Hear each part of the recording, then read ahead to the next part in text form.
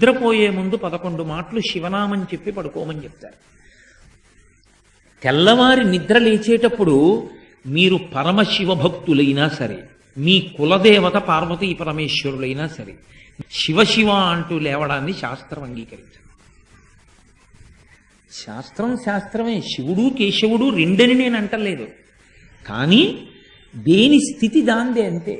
నిద్ర లేచినప్పుడు మొట్టమొదట నోటి వెంట పైకి రావలసినటువంటి మాట ఏదో శాస్త్రమే నిర్ణయం చేసింది. ఇంకా వేరొక మాట ఏదీ నోటి వెంట రాకూడదు. మొట్టమొదట తెలివి రాగానే రావలసిన మాట ఒక్కటే, అది 3 మార్లు పలికి లేవాలి మనసం మించేది.